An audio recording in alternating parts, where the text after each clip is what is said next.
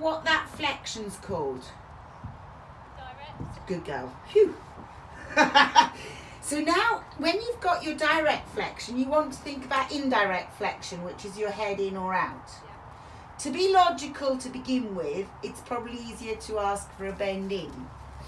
So we now want her to stay down in that frame, but then bend a little bit to the left and loosen your thighs and your knees and your calves a bit. You're a bit contracted. So sitting up straight on your seat bones, not on your forks, ask her to follow the rein to the left. Super, super. Well done, Abby. Super. And your eventual goal may be to touch your toe and walk, trot and canter without losing your line. Well, maybe not today. Her face. She didn't want much. Again, it's got to be educated, it's got to be built up, strength, balance, education-wise.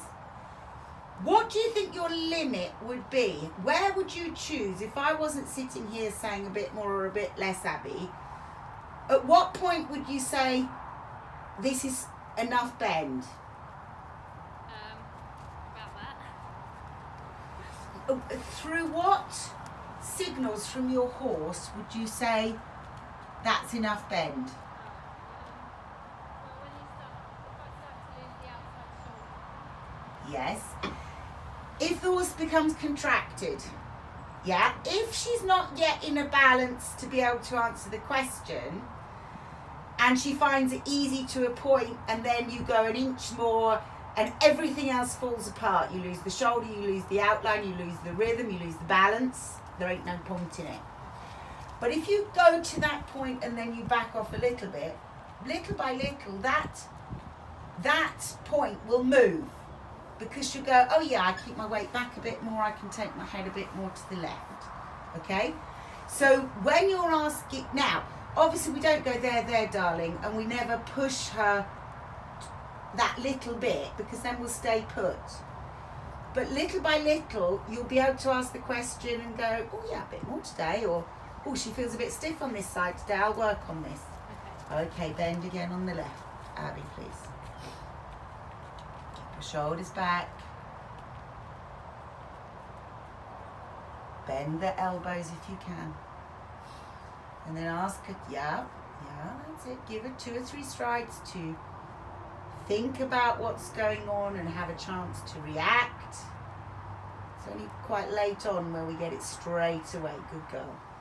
Because if she has got any residue weight on that inside shoulder, she's got to get it off before she can answer the rein. Super. So we're on the minimum here, Yeah.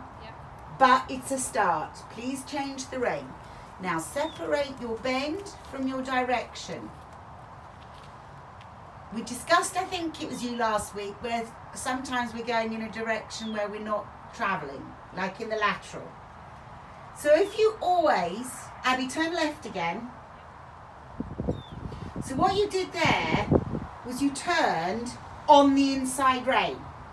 What I'm asking you to do is to get the bend first, so as you turn, you're not using the inside rein because it's already there.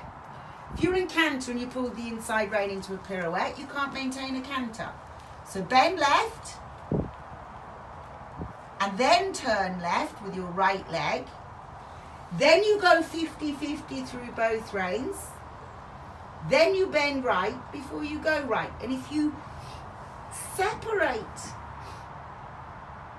your asks, A, she knows where she's going next, and B, she can stay in balance. We've said all the time we want the space to be to the inside. So yeah, okay, sometimes we might be asking her to bend to the inside, where we will have more pressure on the rein. The horse should then yield to that rein. And I wouldn't turn or make a lateral movement or a change of rein until I have that lightness, because if it's not light, it's not going to be balanced. Yes? So it's always a little bit of that old preparation we were talking about last week, of being ready to go. And I want to be able to walk a straight line, put my horse's head left and right, the shoulders left and right, the quarters left and right, the whole horse left and right. That's my goal. And from there, I can do absolutely anything in the world.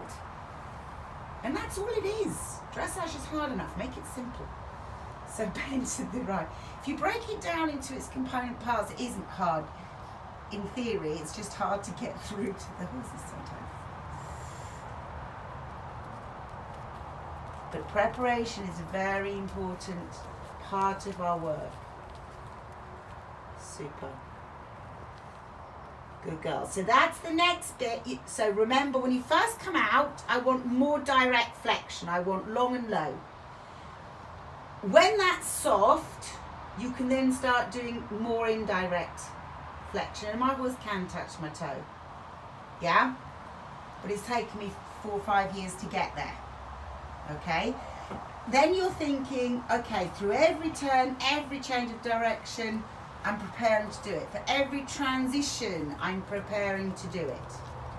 So now just bring her a little bit more together, a little bit more engaged. Don't pull. It's not about contraction. And I think my memory's right this way. This is where she wants to bend off and go a bit slide out. Abby, yeah, I'm seeing a little bit of it even now. So remember, if you're, at the moment, we can make her look left to make her straight. Apologies for the dog, I don't know what it's doing. Probably doesn't know what it's doing. So if you feel her start to travel against your left leg, take the nose fractionally to the left. Then she's got to engage left hind. If she engages left hind, she lightens left shoulder. Problem gone out of the mouth. But it's a back to front thought process in a way to begin with. We control the circle from the outside, not the inside. Now when you feel you've got enough walk, I can have a little bit more roundness, a little bit more activity if I was being greedy, and I think she's ready to do a little bit more. Then you find the trot. And I'm gonna let you look at me, Abby, or smile at me or something when you think you've got the trot. Yeah, because that is always the difficult thing when you're on your own to begin with. Have I got the same rhythm that I had? If you're working in a field, it's going to feel different than in an arena. Yeah. So there's always other factors as well that can affect our feel, and just the fact that you haven't got someone there going, do you know, Abby, you could do a bit more, or perhaps that's a little bit quick. Sponging on the left. Sponging on the left. Sponging on the left. Yes. And you won't be left bent all the time. See, I wouldn't go any faster than that, Abby. In fact, I'd go a little bit slower to allow her. When she goes too fast, she pulls you, she doesn't push you. So you'll feel maybe she's a little bit heavier on the shoulder, and then maybe she'll run on against the rein a little bit. Sponging more, sponging more. Sponging more to let go more, Abby. The quicker you move your fingers, the less she can hold you and lean on you, and then the tongue gets stuck, and then the underside of the neck gets stuck. Sponging. Sponging. Yeah. Yeah. So every now and again, you release the contact. That's our goal. We want to inspire her and say, this is where I want you to be, little mare. But when she's there, your reward is to go light and quiet. She will then lose that and lose a bit of balance. So you sponge again. Very good. There. That's it. Now that's slower but rounder, and it's got more off the ground. Sponging. Good girl. And now take all the time in the world, keeping her super straight on the left, down to the walk.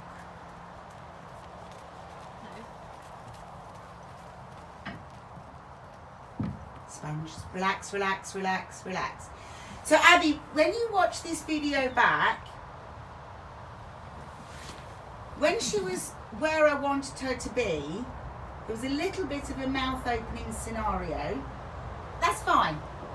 We're trying to put her somewhere she's not perhaps hasn't been so strictly put there before. Yeah.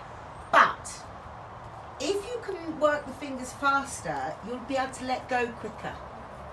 Okay? Bits are designed. Yeah, I love all this theory. But they should, if they fit the horse properly and they do whatever. Oh, did Tracy get hold of you this morning? I got a text from her this morning. Yeah, we're trying to get the filling together. Yeah, she said something about, would it be the Wednesday the 28th or something? Yeah, that's right. Yeah. Yeah. Just thinking about bitting. And Hilary always says, if the bit's right for the horse's mouth, it should encourage the tongue to drop down and forwards.